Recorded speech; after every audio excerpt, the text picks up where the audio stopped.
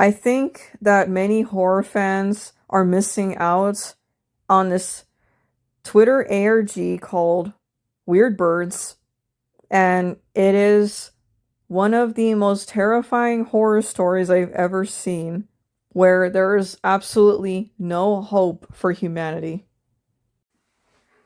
There is an ARG on Twitter, guys, that everyone needs to check out right now. I fell in love with this ARG. I was blown away by how fantastic this one was.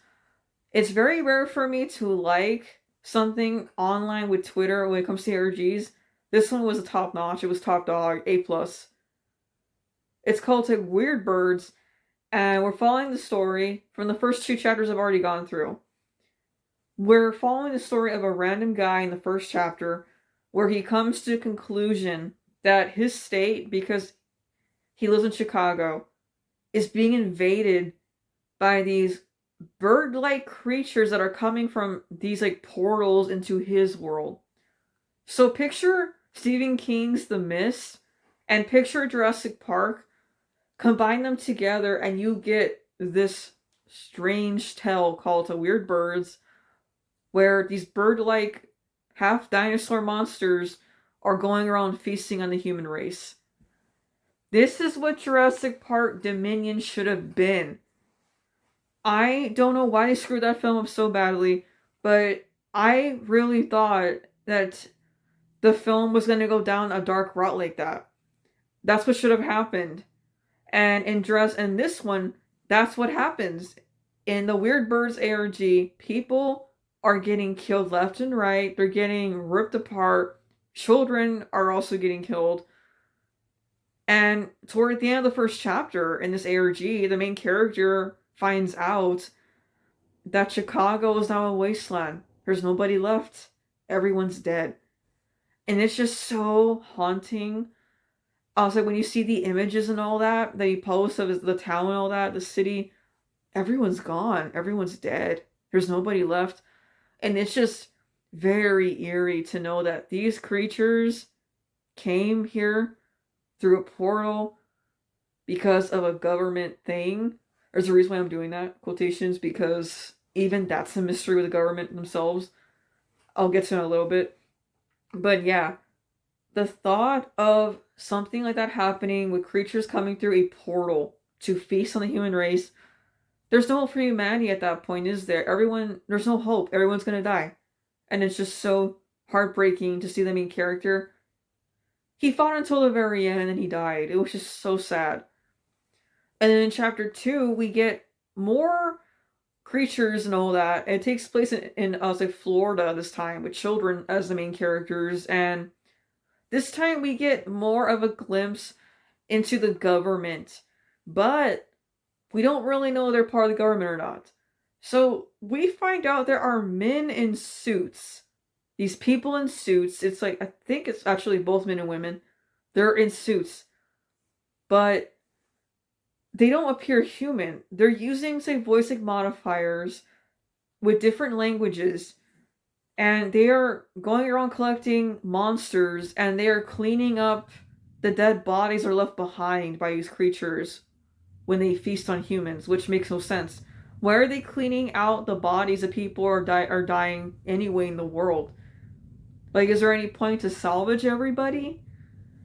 So that's a mystery to me. I don't get why they're cleaning up the whole, like, state of Florida if there's no point in doing so. Because there won't be people, alive to tell the tale anyway. People are not going to be able to snitch on the monsters if they find out what really happened because they're going to die anyway. But for some reason, they're cleaning out house. And then the children, they find them toward the end of the story.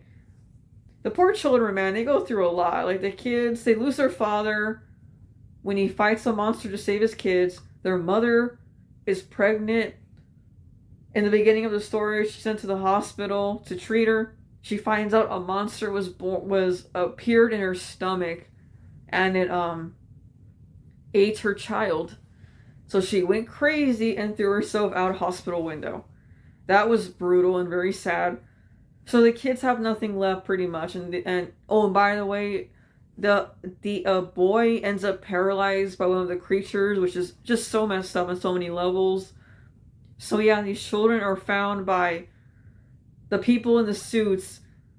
They are told that they're going to be rescued, but in the very last, very strange picture we get on this ARG in chapter 2 is a soldier with a syringe, and the next post we get is the girl confirming it was all like an art project, you know, which makes no sense because she was full on panicking and telling her story what was going on, only for it to be a very strange abrupt ending that makes no sense. So either the children were killed by these government people or they were brought somewhere to be rescued in a way. I don't know.